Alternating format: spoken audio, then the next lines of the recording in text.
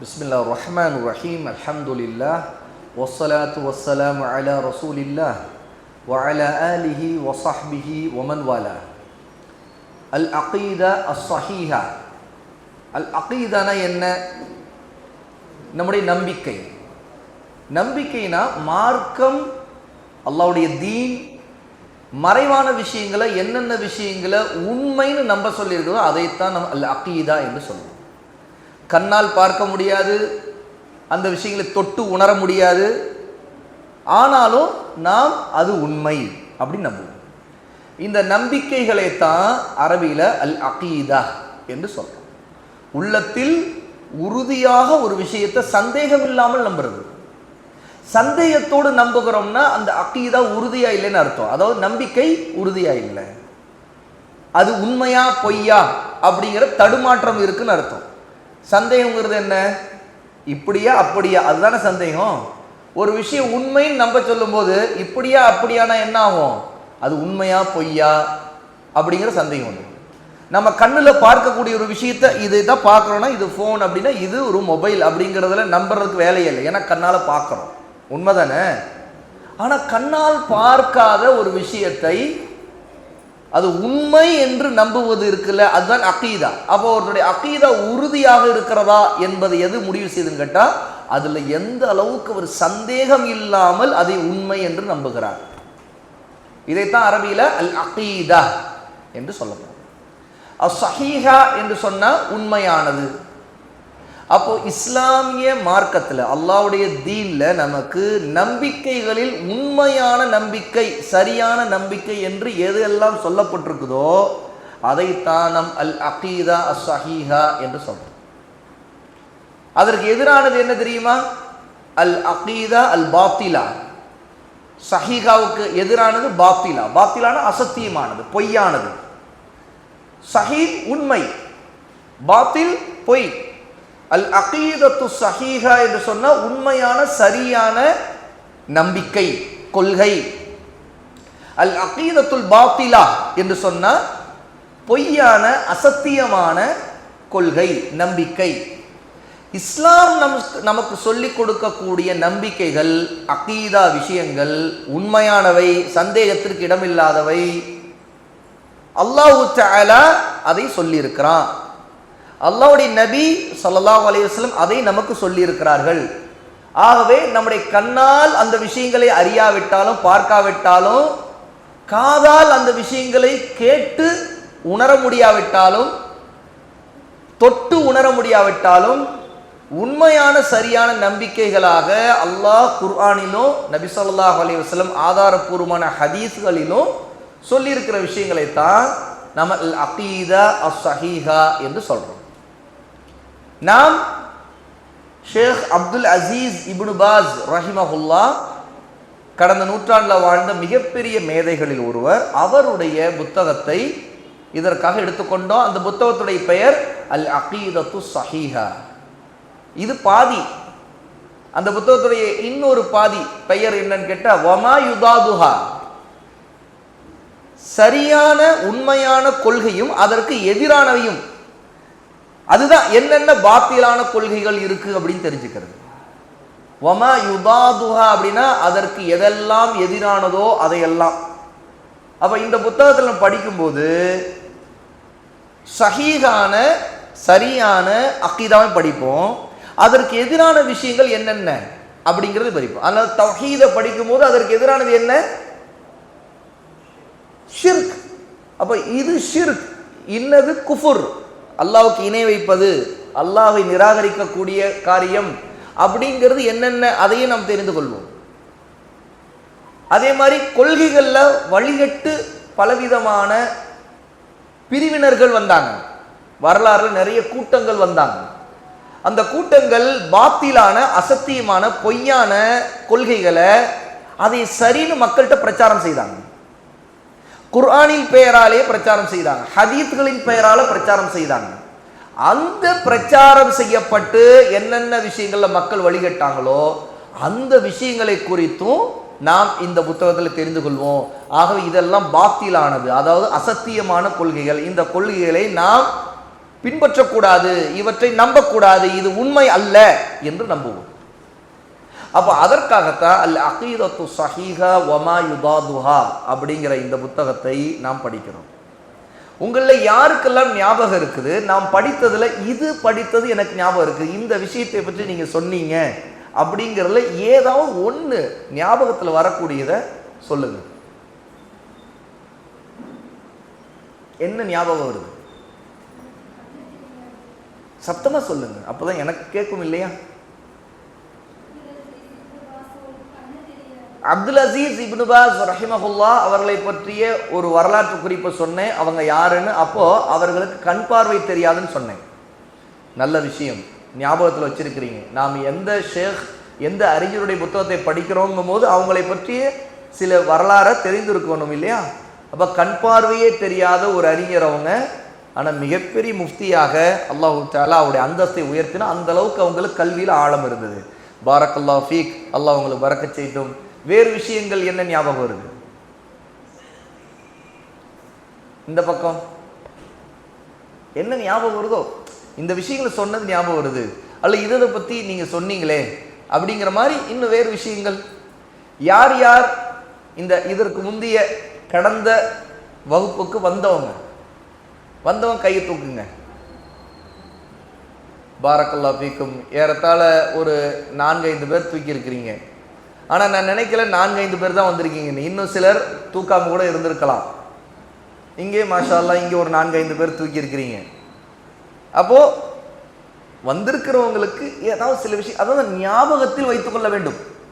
நாம் படிக்கக்கூடிய விஷயங்கள்ல சிறந்தது குறிப்பெடுக்கிறது. இந்த விஷயங்களை நாம் இன்னைக்கு படித்தோம் அப்படிங்கிறதுக்கு அதை ஞாபகம் ஊட்டி கொள்ள முடியும்.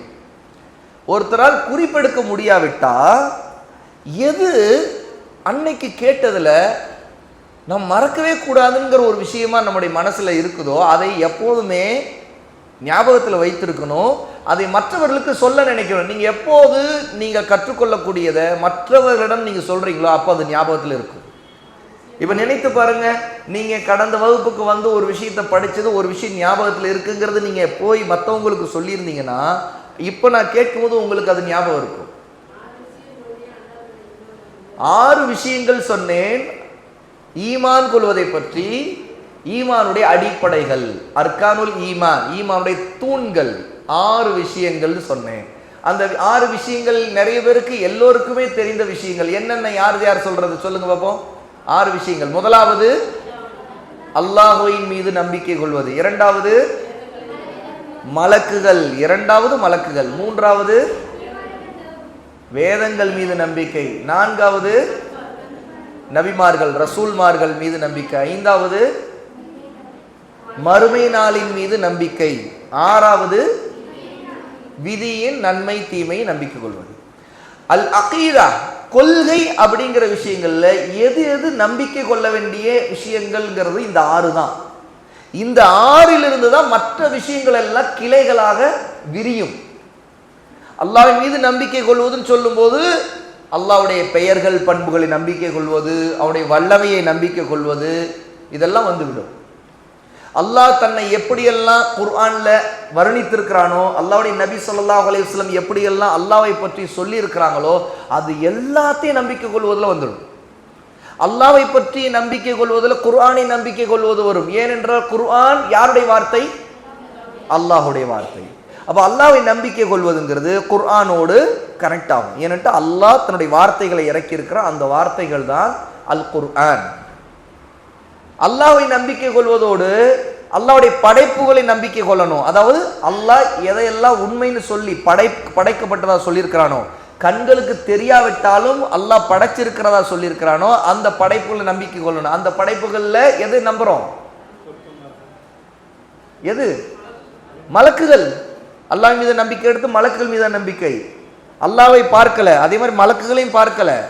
ஆனா அல்லாஹ்வை நம்பிக்கை கொள்றோம்னா அல்லாஹ் படைத்ததாக குர்ஆனிலே சொல்லி இருக்கிறான், அல்லாஹ்வுடைய நபி சொல்லி இருக்கிறாங்க. ஆகவே அது உண்மை, அதாவது இந்த விஷயம் உண்மை நம்புவோம். அதாவது மலக்குகளை அல்லாஹ் படைத்திருக்கிறான்.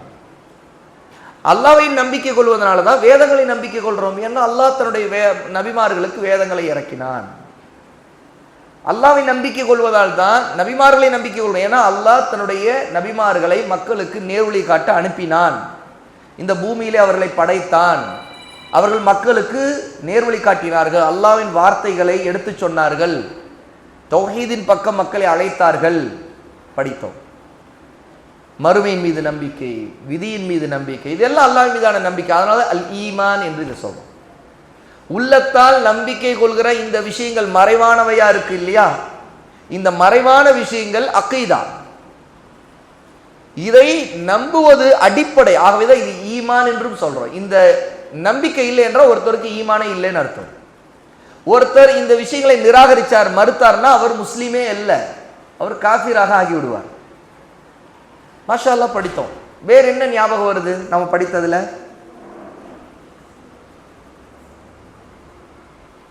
அகீதாவுடைய முக்கியத்துவத்தை படித்தோம். ஆரம்பமே அதுதான். ஷேகுல் இஸ்லாம் அப்துல் அசீஸ் இப்னு பாஸ் ரஹிமஹுல்லா அகீதாங்கிற விஷயம் எவ்வளவு முக்கியமானது அப்படிங்கிறத நமக்கு சொன்னாங்க. அந்த விஷயங்களை படித்தோம். அது யாருக்கு ஞாபகம் இருக்கு? அகீதாவுடைய முக்கியத்துவம், சரியான அகீதாவுடைய முக்கியத்துவம், உண்மையான அகீதாவுடைய முக்கியத்துவம், ஏன் நாம் சரியான கொள்கையோடு இருக்க வேண்டும் அப்படிங்கிறத படித்தோம். முக்கியமான காரணம் என்ன? அதுக்கு நம்முடைய அமல்கள் அல்லாஹ்விடம் கபூல் ஆக வேண்டும், ஏற்கப்பட வேண்டும் என்றால் நம்முடைய கொள்கை, நம்முடைய அகீதா சரியாக இருக்க வேண்டும். படித்தோமா இல்லையா? யாருக்கு ஞாபகம் வருது? ஞாபகம் வந்தவங்க கை தூக்குங்க. இதை நான் சொன்ன உடனே ஆமா படித்தோங்கிறவங்க கை தூக்குங்க. எத்தனை பேருக்கு இது ஞாபகம் வருது? நம்முடைய அமல்கள் அல்லாஹ்வோட கபூல் ஆக வேண்டும், ஏற்கப்பட வேண்டும் என்றால் நாம் சரியான அகீதாவோடு இருக்க வேண்டும். படித்தோம். கை தூக்குங்க. ஞாபகம் வரல? தலை மட்டும் ஆட்டுறீங்க. இந்த பக்கம் பாரக்கல்லாஹு ஃபீக்கும். அப்போ அல் அகீதா ஸஹீஹாவுடைய முக்கியத்துவம், சரியான கொள்கையுடைய முக்கியத்துவம், நாம் செய்யக்கூடிய அமல்கள் அல்லாஹ்வோட கபூல் ஆகும், அல்லாஹ்வோட அதற்கு கூலி கிடைக்கும். அப்பதான் அல்லாஹ் அதை ஏற்றுக்கொள்வான், அதற்கு கூலி வழங்குவான். அதற்கடுத்தது நாம் படித்த ஒரு மிக முக்கியமான விஷயம், நம்முடைய அகீதா சரியாக இல்லை என்றால், உதாரணத்துக்கு குஃபுரும் ஷிர்கும் நம்முடைய கொள்கைகளில், நம்முடைய நம்பிக்கையில் வந்தால், செயல்களில் வந்தால், அது நம்முடைய அமல்களை அழித்துடும். எது? குஃபுரும் ஷிர்கும் நம்முடைய நன்மைகளை அழித்துடும். ஒரு பக்கம் குஃபுரும் ஷிர்கும் நம்மிடம் இருந்தால் நாம் செய்யக்கூடிய நன்மைகள் அல்லாஹ்வோட ஏற்கவும் படாது. இன்னொரு பக்கம் செய்த நன்மைகள், நமக்கு அல்லாஹ்வோட கிடைக்க வேண்டியிருந்த நன்மைகள், நாம் செய்யக்கூடிய குஃப்ரான ஷிர்கான காரியங்கள் இருக்கு இல்லையா, அல்ல நம்பிக்கைகள் இருக்கு, அந்த மாதிரியான நம்பிக்கைகளால் அல்லது செயல்களால் அழிக்கப்பட்டு விடும். இதுதான் நம் ஆரம்பத்தில் அகீதாவுடைய முக்கியத்துவம், நல்ல அகீதாவோடு இருப்பவருடைய முக்கியத்துவம் நம்ம அறிந்தது, படித்தது. இது யாருக்கு ஞாபகம் வருது? ஷிர்கும் குஃப்ரும் நம்முடைய அமல்களை அழித்து விடும் அப்படிங்கிறத படித்தோம். அதற்கடுத்தது அல்லாஹ் தஆலா அகீதாவுடைய, அதாவது ஈமான் கொள்ள வேண்டிய மறைவான விஷயங்கள் பற்றிய நம்பிக்கைகளை குர்ஆன்ல பல இடங்கள்ல வலியுறுத்துகிறான். அப்படி அழுத்தம் திருத்தமா அதனுடைய முக்கியத்துவத்தை சொல்லும் போது சூரா அல் பக்ரா 2வது சூராவுடைய 177வது ஆயா, லைஸல் பிர்ர அன் துவல்லு வுஜூஹக்கும் கிப்லல் மஷ்ரிக் வல் மக்ரிப். இந்த ஆயத்தை படித்தோம். ஞாபகம் இருக்கா? உங்கள் முகங்களை கிழக்கு நோக்கியோ மேற்கு நோக்கியோ திருப்புவதால் நீங்கள் நன்மையை அடைந்து விட முடியாது. வலக்கின்னல் பிர்ர மன் ஆமன பில்லாஹி வல் யௌமில் ஆகிரி வல் மலாயிகதி வல் கிதாபி வன் நபியீன். மாறாக நீங்கள் அல்லாஹ்வை கொண்டு, அவனுடைய ஏற்படுத்தக்கூடிய மறுமை நாளை கொண்டு, அவனுடைய மலக்குகளை கொண்டு, வேதங்களை கொண்டு, குர்ஆனை கொண்டு, நபிமார்களை கொண்டு நம்பிக்கை கொள்வது, ஈமான் கொள்வதுதான் நன்மை. ஆகவே செயல்களை விட அல்லாஹ் தஆலா இங்க அகீதாவுக்கு மிகப்பெரிய முக்கியத்துவம் கொடுக்கிறான். ஒருத்தருடைய அகீதா சரியாக இல்லாமல் இருந்து அவர் கிப்லாவை முன்னோக்கி தொழுதாலும் சரி, அந்த தொழுகை அல்லாஹ்வோட ஏற்கப்படாது. அது அல்லாஹ்வோட பிர் இல்லை. பிர்னா நன்மையாக ஆகாது அப்படிங்கிறத அல்லாஹ் தஆலா இந்த ஆயத்தில் நமக்கு நினைவூட்டுகிறான். அதே மாதிரி இன்னொரு ஆயத் சூரா பக்ரால கடைசியில் வரக்கூடிய ஆயத் நம்மள நிறைய பேருக்கு மனப்பாடமாக இருக்கக்கூடிய ஒரு ஆயத். அதுவும் ஒரு பெரிய ஆதாரமாக ஷேகுல் இஸ்லாம் அப்துல் அசீஸ் இப்னு பாஸ் ரஹிமஹுல்லா குறிப்பிட்டாங்க. அந்த ஆயத் நிறைய பேருக்கு தெரிந்த ஆயத். எந்த ஆயத் சொல்லுங்க? ஆமனர் ரசூலு பிமா உன்சில இலைஹி மிர் ரப்பிஹி வல் முஃமினூன் குல்லுன் ஆமன பில்லாஹி வ மலாயிகத்திஹி வ குதுபிஹி வ ருசுலிஹி. இந்த ஆயத் படித்தோம். அல்லாஹ் தஆலா நபி ஸல்லல்லாஹு அலைஹி வஸல்லம் அவர்களையும் சேர்த்து ஆமனர் ரசூல், ரசூல் இந்த தூதர் முஹம்மது ஸல்லல்லாஹு அலைஹி வஸல்லம் ஈமான் கொள்கிறார்.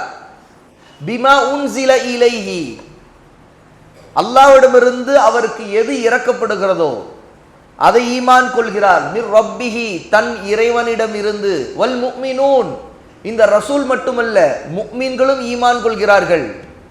குல்லுன் ஆமன பில்லாஹி, எல்லாரும் அல்லாஹ்வை கொண்டு நம்பிக்கை கொள்கிறார்கள். வ மலாயிகத்திஹி, அவனுடைய மலக்குகளை கொண்டு நம்பிக்கை கொள்கிறார்கள். வ குதுபிஹி வ ருசுலிஹி, அவனுடைய வேதங்களை கொண்டு அவனுடைய தூதர்களை கொண்டு நம்பிக்கை கொள்கிறார்கள்.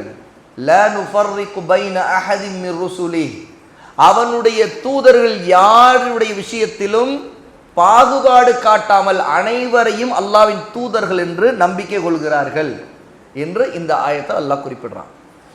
இந்த ஆயத்தை நாம் அகீதாவுக்கான முக்கியமான ஆதாரமா, நம்பிக்கை என்பது மிக முக்கியமானது. அதுல தெளிவாக அல்லாஹ் தஆலா நபியையும் நம்பிக்கை கொள்ள சொல்லி இருக்கிறான் அப்படிங்கிறதுக்கு ஆதாரமா படிச்சோம். இன்னும் இதற்கு பிறகு சில விஷயங்களை படிச்சோம். அதுதான் தௌஹீத், அல்லாஹ்வுடைய இபாதா சம்பந்தப்பட்ட விஷயம். அல்லாஹ் ஏன் நம்மை இந்த உலகத்தில் படைத்தான், அதற்கான ஆதாரம் என்ன என்பதை படித்தோம். அல்லாஹ் நம்மை ஏன் படைத்தான்? அவனை வணங்குவதற்காக. இதற்கான ஆதாரம் என்ன? இது யார் சொல்றது? அதற்கான ஆதாரத்தை சொல்லுகிறவர்கள் யார்? வமா ஹலக்துல் ஜின்ன வல் இன்ஸ இல்லா லியஅபுதூன், ஜின்களையும் மனிதர்களையும் என்னையே வணங்குவதற்காக தவிர வேறு எதற்காக நான் படைக்கவில்லை என்று அல்லாஹ் சொல்லுகிறான். சூரா, எந்த சூரா? இந்த பக்கம் யாருக்கு ஞாபகம் வருது? சூராவுடைய பேர், இந்த ஆயத் இறங்கி இருக்கிற சூரா எது? அஸ்ஸாரியாத். சூரா அஸ்ஸாரியாத் 51வது சூரா, 56வது ஆயா. அல்லாஹ் தஆலா இந்த ஆயத்துல மனிதர்களை மட்டுமல்ல ஜின்களையும் அவனை வணங்கத்தான் படைத்திருக்கிறான் என்று சொல்லியிருக்கிறான். ஆக இந்த உலகத்தில் நாம் பிறந்து வளர்ந்து கொண்டிருப்பது, வாழ்ந்து கொண்டிருப்பதற்கு அடிப்படை காரணமே அல்லாஹ்வை வணங்கத்தான். அதற்காக அல்லாஹ் படைச்சிருக்கிறான். அப்போ இணை வைக்கவே கூடாது, அல்லாஹ்வுக்கு ஷிர்க் செய்யவே கூடாது. அல்லாஹ்வை வணங்குவது என்றால் இன்று என்னன்னு படிப்போம். நாம் இதுல முக்கியத்துவம், அல்லாஹ் படைத்த நோக்கத்தை அறியறதுக்கு அல்லாஹ்வை வணங்கத்தான் நம்மை படைத்திருக்கிறான், அவனுக்கு இணை வைக்க கூடாதுங்கிறது தெரிஞ்சுக்கிட்டோம். ஆனா இபாதா, அந்த வணக்கம் என்றால் என்ன என்பதை இன்ஷா அல்லாஹ் இன்னைக்கு நாம் நம்முடைய வகுப்புல அடுத்து தொடர்ந்து படிப்போம். ஆனால் கவனிக்க வேண்டியது என்ன தெரியுமா? அல்லாஹ் தஆலா அவனையே வணங்க படைத்திருக்கிறாங்கிறதுனா நம்முடைய நோக்கம் முழுக்க யாருடைய தொடர்போடு அதிகம் இருக்கணும்? அல்லாஹ்வுடைய தொடர்போடு தான் இருக்கணும். நம்முடைய வாழ்க்கை முழுக்க அவனுக்கு அர்ப்பணிக்கக்கூடியதா இருக்கணும். அவனுக்கு பிடித்ததை செய்யணும், அவனுக்கு பிடிக்காததை விட்டுவிடணும். அவன் விரும்பக்கூடிய விஷயங்கள்ல நாம ஆர்வம் காட்டணும், அவன் விரும்பாத விஷயங்களை நாம வெறுக்க வேண்டும். இது எல்லாமே நம்முடைய இபாதத்துடைய அடையாளம். நாம அல்லாஹ்வை வணங்குகிறோம் என்பதற்கான அடையாளம். அல்லாஹ் தஆலாவுக்கு பிடித்தமானதை நாம செய்யணுங்கிறதுக்காக தான் நம்முடைய தாய் தந்தையிடம் நல்ல விதத்தில் நடந்து கொள்றதும் கூட, நம்மோடு இருக்கிறவர்கள் விஷயத்தில் நல்ல விதத்தில் நடந்து கொள்வதும் கூட, அதுவும் அல்லாஹ்வோட நமக்கு நன்மையை கொடுக்கக்கூடிய ஒரு நல்ல காரியம். ஒரு கணவர் தன் மனைவியிடம் நல்லபடி நடந்து கொள்றதா இருக்கட்டும், ஒரு மனைவி தன் கணவரிடம் நல்ல விதத்தில் நடந்து கொள்வதா இருக்கட்டும், தாய் தந்தை பிள்ளைகளிடம், பிள்ளைகள் தாய் தந்தையிடம், நண்பர்கள் இன்னொரு நண்பரிடம், தோழி இன்னொரு தோழியிடம், எல்லாரிடமும், இன்னும் உயிர் ஜீவராசிகள், அது ஒரு பூனையா இருக்கட்டும், நாயா இருக்கட்டும், எதுவா இருக்கட்டும், எல்லா உயிர் ஜீவராசிகளிடமும் அல்லாஹ் கட்டளையிட்டபடி நடந்து கொள்றோம். அல்லாஹ்வுக்கு பிடிக்காத செய்யக்கூடாது. அப்படி செய்தா அல்லாஹ் அந்த செய்யக்கூடியவர் மீது கோபம் கொள்கிறான். அவர் அல்லாஹ்வோட மன்னிப்பு கேட்டு திரும்ப வேண்டும் என்று அல்லாஹ் விரும்புகிறான். அந்த பாவத்தை கைவிட்டு விட வேண்டும் என்று அல்லாஹ் விரும்புகிறான். இந்த ஒவ்வொரு விஷயத்தையும் அல்லாஹ்வோடு நம்முடைய உள்ளத்தை தொடர்படுத்தி செயல்களை அல்லாஹ்வுக்காக மாற்றிக்கொள்வதுதான் இபாதாவுடைய அடிப்படை நோக்கம். அதுல மிக மகத்தானது தான் அத்தௌஹீத், அல்லாஹ்வை வணங்குவது, ஷிர்க்கை விட்டு விலகுவது. அதனுடைய செயல்ல நம்ம காட்டக்கூடிய அன்றாட செயல்ல வெளிப்படுத்தக்கூடிய மகத்தான வணக்கம் தான் தொழுகை. 5 வேளை தொழுவது, அல்லாஹ்வுக்காக பசித்திருப்பது, என்ன நோன்பு வைப்பது, அவனுடைய குர்ஆனை ஓதுவது, அவனுக்கு பிடித்த நற்காரியங்கள்ல ஆர்வம் காட்டுவது, தர்மங்கள் செய்வது, மற்றவர்களுக்கு உதவுவது, நம்மிடம் இருக்கிறத பகிர்ந்து கொள்வது, ஷேர் பண்றது, இப்படி எல்லா விஷயங்களிலும் அல்லாஹ்வுடைய திருப்தியை மட்டும் நாடி வாழ்ற வாழ்க்கை இருக்குது. அதான் இஹ்லாஸான வாழ்க்கை. இஹ்லாஸ் என்று சொன்னா அல்லாஹ்வின் முகத்திற்காக வாழ்கிற வாழ்க்கை. அதுதான் இஹ்சானான வாழ்க்கை. இஹ்சான் என்று சொன்னா அல்லாஹ்வின் திருப்தியை நாடி அவன் பார்ப்பதை போல நம்ம வாழ்றது, அல்லது அவனை நாம் பார்க்கிறோம் என்று நினைத்து வாழ்வது. 2 தன்மைகளும் அதில் அடங்கும். அல்லாஹ்வின் கண்காணிப்புக்கு கீழே நாம் வாழ்வதாக நம்புவது. அல்லாஹ்வை பார்க்கல, ஆனா அல்லாஹ்வை பார்க்கிறதை போல இருக்கிறது, அல்லது அல்லாஹ் நம்மை பார்க்கிறாங்கிற எண்ணத்தோடு வாழ்றது. இது எல்லாம் இபாதா. இதுக்கு தான் அல்லாஹ் நம்மை படைச்சிருக்கிறான். அப்ப யாரும் பார்க்காவிட்டாலும் அல்லாஹ் பார்க்கிறாங்கிற வாழ்க்கை வாழ்றோம்ல, அது தௌஹீதுடைய வாழ்க்கை, அதான் இபாதத்துடைய வாழ்க்கை. இதுக்காகத்தான் அல்லாஹ் படைச்சிருக்கானா, நம்ம கடந்த வகுப்புல பார்த்தோம். அல்லாஹ் தஆலா இந்த கொள்கையை தௌஹீதை எடுத்து சொல்லி மக்களை அழைக்கத்தான் யார் அனுப்பினான்? நபிமார்களை அனுப்பினான். நபிமாருடைய அழைப்பு தாவா இந்த ஒரு விஷயத்தை மட்டுமே நோக்கமா இருந்துச்சு. ஆகவேதான் அவங்க மற்ற விஷயங்கள்ல, உலக விஷயங்கள்ல கவனம் செலுத்தல. ஒருத்தருடைய வாழ்க்கையில இதுல அவர் சீர்திருத்தம் அடைஞ்சிட்டார் அப்படின்னா, அவர் ஒவ்வொரு விஷயத்துல அல்லாஹ்வோடு உள்ள தொடர்பை மட்டுமே வலுப்படுத்துறாருன்னு வைங்க, அவருடைய காரியங்கள் எல்லாமே சீராகும். அவருடைய குடும்ப வாழ்க்கை சரியாகும். அவர் வியாபாரம் செய்தால் வியாபாரத்துல ஹலால் ஹராம் பார்த்து நடந்து கொள்வார். ஹராமான வியாபாரம் செய்ய மாட்டார். அவர் வெளி உலகத்துல ஹராமான காரியங்களில் ஈடுபட மாட்டார். அவர் தனிமையில் இருந்தாலும் சரி, மக்கள் பார்க்கும் நிலையில இருந்தாலும் சரி, அல்லாஹ்வுக்கு உண்மையா இருப்பார். அவருடைய பேச்சு உண்மையா இருக்கும். அவர் பொய் பேசுவதோ, புறம் பேசுவதோ, ஆபாசமானதை பேசுவதோ, அசிங்கமானதை பேசுவதோ செய்ய மாட்டார். ஏன்னா அல்லாஹ்வுக்கு இதெல்லாம் பிடிக்காது அப்படிங்கிறக்க அதை விட்டு விடுவார். தன்னுடைய கெட்ட குணத்தை மாற்றிக்கொள்வார், அல்லாஹ்வுக்காக மாற்றிக்கொள்வார். இந்த பக்குவத்தை மனிதர்களிடம், மக்களிடம் ஊன்றி தர்பியா செய்து வளர்த்தெடுத்து மக்களை மாற்றுகிற வேலைக்காக அல்லாஹ் தஆலா தௌஹீதை எடுத்து சொல்லி அல்லாஹ்வோடு உள்ள தொடர்பை உருவாக்க சொல்லித்தான் நபிமார்களை அனுப்பினா. அவை நபிமார்கள் எல்லோருமே உஅ்புதுல்லாஹ், அல்லாஹ்வையே வணங்குங்கள், வஜ்தனிபுத் தாகூத், ஷைத்தான்களை விட்டு விலகி விடுங்கள் அப்படிங்கிற இந்த அழைப்பை முன் வச்சு தொடர்ந்து பிரச்சாரம் செய்தாங்க. ஆகவேதான் நம்முடைய தாவாவும் மக்களை அழைப்பதும் சீர்திருத்துவதும் இந்த அகீதா கண்ணோட்டத்தில் இருக்க வேண்டும். ஆனா வழி தவறக்கூடிய கூட்டங்கள் புது புது பிரச்சாரங்களை எடுத்துக்கிட்டு, ஒரு அஜெண்டாவை எடுத்துக்கிட்டு, அல்லது ஒரு குறிப்பிட்ட அரசியல் எடுத்துக்கிட்டு அதையே மையமா வச்சு மக்களை திரட்டக்கூடிய கூட்டங்கள் என்ன செய்யறாங்க? இந்த அடிப்படையான பணியை விட்டு விலகி போயிடுறாங்க. மக்களை எது எதுலையோ உழல வைக்கிறாங்க, மூழ்க வைக்கிறாங்க. அதனால என்ன ஆகுதுன்னு கேட்டா, அல்லாஹ்வுடைய உதவி அவர்களுக்கு கிடைப்பதில்லை. அவங்க மக்களை மார்க்கம் தடுத்த பல காரியங்களில் ஈடுபடுத்த ஆரம்பிக்கிறாங்க. குறிப்பா இளைஞர்களை ஈடுபடுத்த ஆரம்பிக்கிறாங்க. இதெல்லாம் என்ன ஆகுதுன்னு கேட்டா, இளைஞர்கள் மார்க்கம் எதை பிரதானமா முக்கியமா ஆக்கி இருக்குதோ அந்த கல்வியை விட்டு தூரமாயிடுறாங்க. அந்த அகீதாவை விட்டு தூரமாயிடுறாங்க. அந்த நல்ல அமல்களின் பக்கம் இல்லாம அதை விட்டு தூரமாயிடுறாங்க. இந்த உலக விஷயங்கள், உலக நடப்புகள், கரண்ட் அஃபேர்ஸ், அரசியல், இப்படி எதுலையோ உழன்று அதிலேயே மூழ்கி கிடக்கிறாங்க. ஒரு சாரார் இப்படி, இன்னொரு சாரார் முழுக்க முழுக்க சினிமா, பாட்டு, இந்த மாதிரியான ஹராமான பாதையில போய் விழுகிறாங்க. ஒவ்வொருத்தரையும் எப்படி எப்படி கெடுக்கலான்னு ஷைத்தானுக்கு தெரியும். ஆக யாருக்கு எதன் பக்கம் ஈர்ப்பு இருக்குதோ அந்த வகையில அவங்களை கெடுக்க பார்ப்பான். அப்போ ஒருத்தருக்கு மார்க்கத்தின் பெயரால் ஈர்ப்பு இருக்குன்னா பிதத்தான விஷயங்களை நம்ப வைத்து, பிதத்துவாதிகளோடு கூட்டு சேர வைத்து அவங்கள வழிகெடுத்துருவான். ஒருத்தருக்கு மார்க்கத்தில் ஈடுபாடு இல்லாவிட்டா, கேளிக்கைகள் அவருக்கு ஈடுபாடு இருக்குன்னா, அப்போ ஆர்ட்ஸ், கேளிக்கையான விஷயங்கள், என்டர்டைன்மெண்ட் விஷயங்கள், அதுல ஈடுபட வைப்பான். அதுல அவருக்கு சினிமா, சீரியல், பாட்டு, இந்த மாதிரி விஷயங்களை ஈடுபட வைப்பான். இன்னொருவருக்கு வியாபாரத்தில் ரொம்ப ஈடுபாடு இருக்குன்னு வைங்க, அவரை ஹராமான வியாபாரத்தில் சம்பாதிப்பதற்கு வழிவகைகளை காட்டுவான், பாதைகளை காட்டுவான். அவருடைய மைண்ட் செட் எப்படி இருந்துரும் கேட்டா, ஹலால ஹராம்லாம் பார்க்காம எதை வேணா துணிஞ்சு செய்யலாம், சம்பாதிப்போம் அப்படிங்கிற எண்ணம் மட்டுமே இருக்கும். அவருக்கு இந்த உலகம் தான் நோக்கமா இருக்கும், இங்க சம்பாதிப்பது அதுதான் நோக்கமா இருக்கும். அதுல அவரை வழிகெடுத்துருவான்.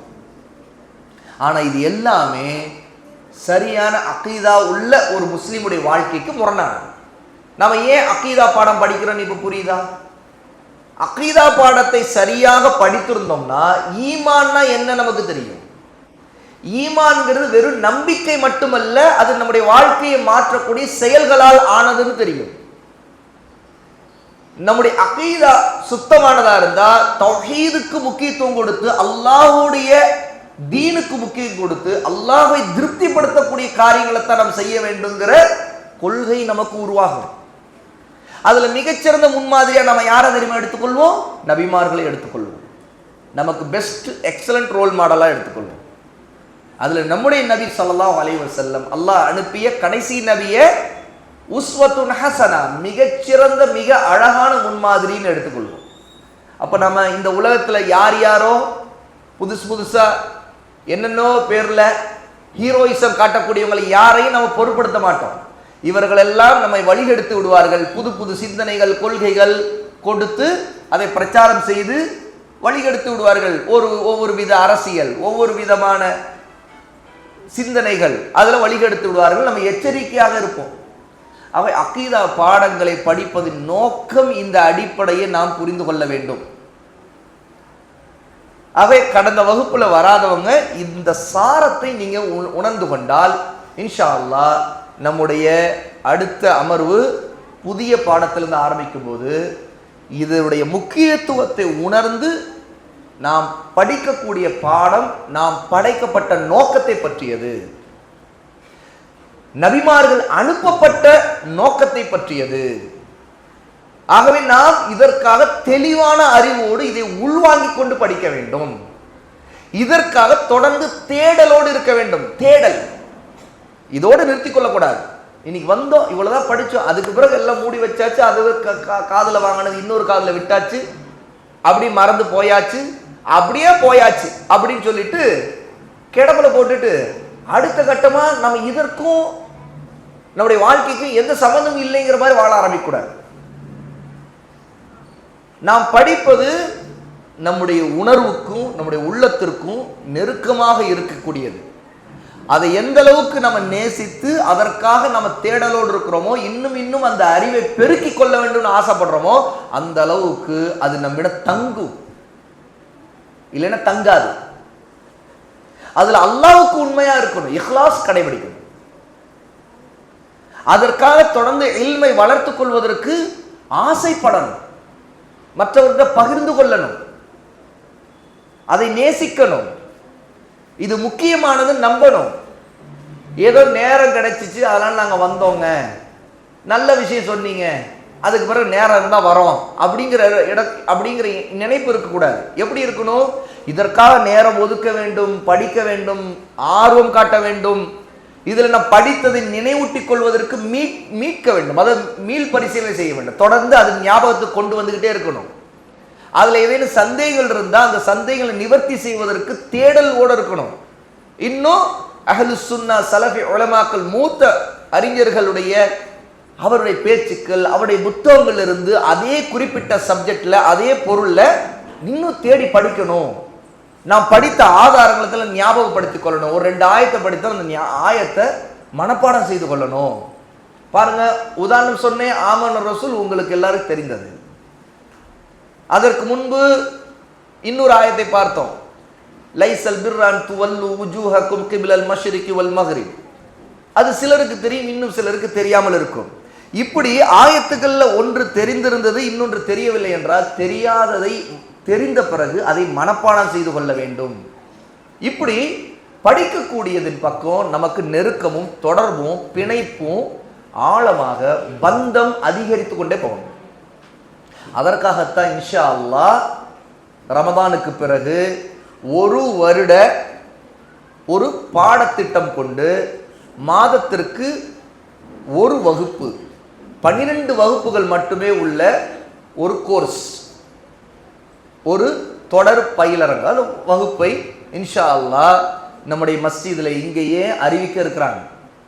இப்போ உங்களிடம் ஒரு கணக்கெடுப்பு எடுக்க வேண்டும் நினைத்தோம். நாங்கள் எங்களுக்குள்ள பேசிக்கொள்ளும் போது மாதத்திற்கு ஒரு வகுப்பு முழு நாள், அதாவது காலை 9:30 மணி முதல் சாயங்காலம் 5 மணி வரைக்கும் நாங்கள் மாதத்திற்கு ஒரு நாளை ஞாயிற்றுக்கிழமை மட்டும் ஒதுக்கி பாடங்களை படிக்க வருகிறோம். இந்த ஒரு வருட கோர்ஸ்ல நாங்கள் சேர்ந்து கொள்ள ஆசைப்படுகிறோம்.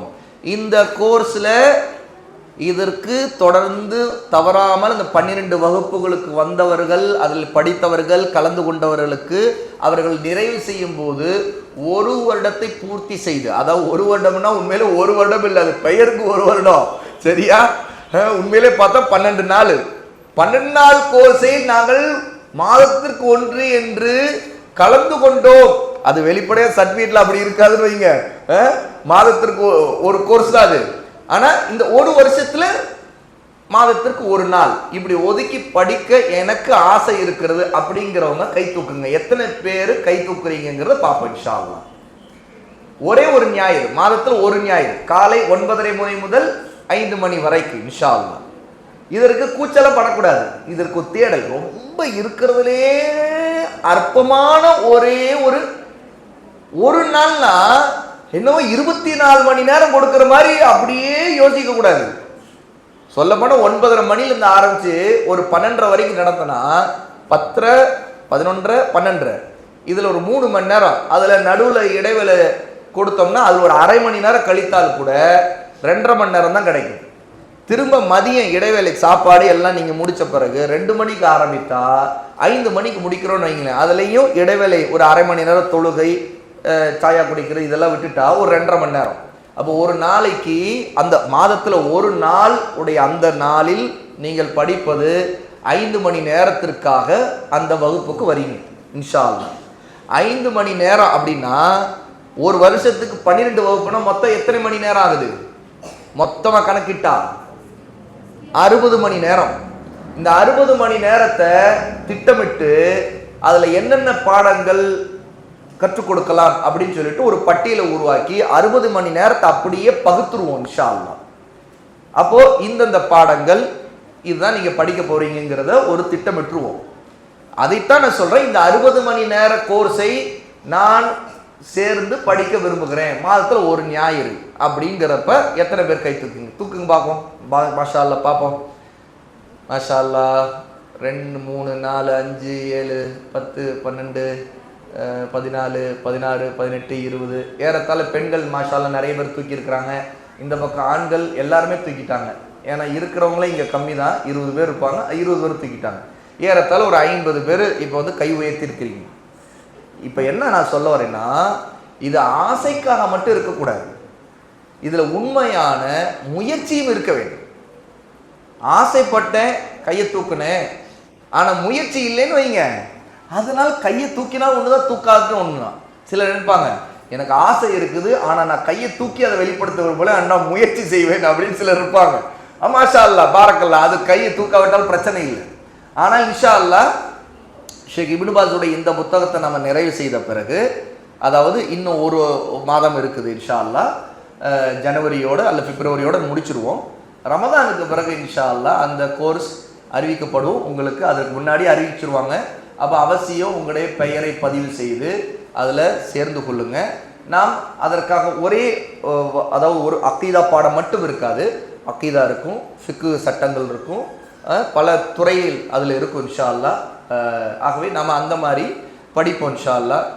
இந்த மாதிரி கல்வி ரீதியான ஒரு தொடர்பை அதிகப்படுத்துவதற்கு, மஸ்ஜிதோடு தொடர்பை அதிகப்படுத்துவதற்கு, அல்லாஹ்வோடு உள்ள தொடர்பை அதிகப்படுத்துவதற்கு இந்த மாதிரி கல்வி தேடலுக்காக நேரங்களை இன்ஷா அல்லாஹ் ஒதுக்குங்க. அல்லாஹ் தஆலா உங்கள் எல்லோருக்கும் பரக்கத் செய்வான். நான் நிறைய துஆ செய்கிறேன். அல்லாஹ் தஆலா உங்கள் காரியங்களை லேசாக்குவான். உங்களை கொண்டு அல்லாஹ் தஆலா உங்களுக்கு பயனளிப்பதோடு அது மற்றவர்களுக்கும் நீங்கள் பயனளிக்கக்கூடிய நிலையில் நீங்கள் கற்றுக்கொள்ளக்கூடிய இல்ம், உங்களுடைய இந்த உலகம் மறுமை இரண்டுக்கும் பயனளிக்கக்கூடிய இல்மாக அல்லாஹ் ஆக்குவானாக, கபூல் செய்வானாக. அல்ஹம்துலில்லாஹ். இன்ஷா அல்லாஹ் நாம மக்ரிபுக்கு பிறகு நம்முடைய புதிய அமர்வை தொடங்குவோம். வ ஆகிரு தஅவானா அனில் ஹம்துலில்லாஹி ரப்பில் ஆலமீன்.